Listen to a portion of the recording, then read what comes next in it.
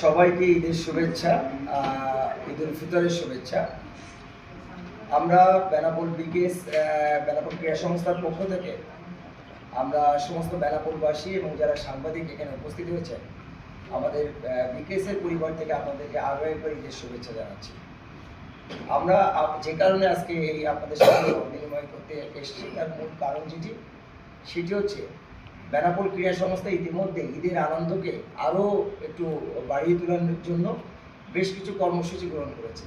সেই কর্মসূচিগুলো আজকে আপনাদের মাধ্যমে আমাদের বেনাপোলবাসী তথা শার্শাবাসীর কাছে তুলে ধরার জন্য আজকে আমাদের উদ্যোগ।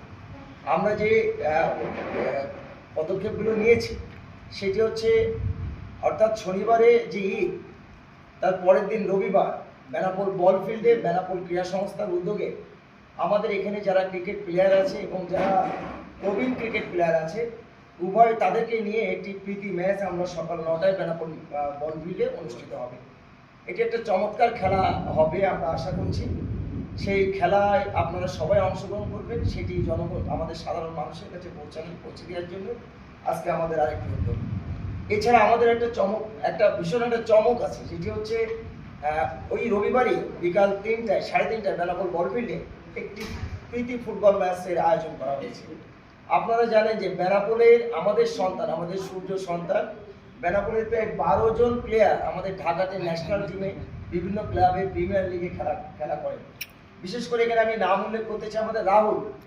সে এখন জাতীয় দলের অত্যন্ত গুরুত্বপূর্ণ প্লেয়ার, সাথে সাথে বাংলাদেশ পুলিশ এফসি ক্লাবে সে খেলছে। আমাদের যাই ন্যাশনাল টিমের প্লেয়ার বসুন্ধরা কিংসের সে বর্তমানে খেলা করছে।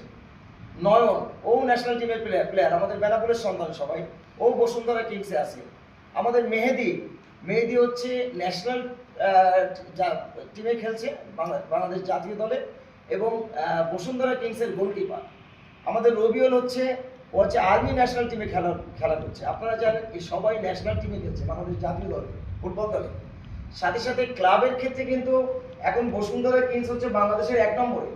তাহলে আমাদের 4টা প্লেয়ার আমাদের বেনাপোলের সন্তান যারা বসুন্ধরা কিংসে খেলছে এবং বাংলাদেশ জাতীয় ফুটবল দলে খেলছে। এরকম আমাদের 12 জন প্লেয়ার আমাদের ঢাকাতে তারা বিভিন্ন ক্লাবে এবং ন্যাশনাল টিমে প্রতিনিধিত্ব করছে। আমরা এই সমস্ত প্লেয়ারদের নিয়ে এবং বেনাপোলে যারা যে সমস্ত প্লেয়াররা আছে সেই সমস্ত প্লেয়ারের একটা সমন্বয় করে আমরা একটা প্রীতি ফুটবল ম্যাচ খেলা করব। এটা ধরেই নিতে পারেন একটা ন্যাশনাল টিমের আদলেই খেলা হবে।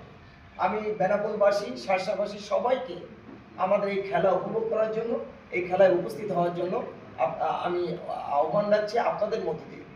আমি সাথে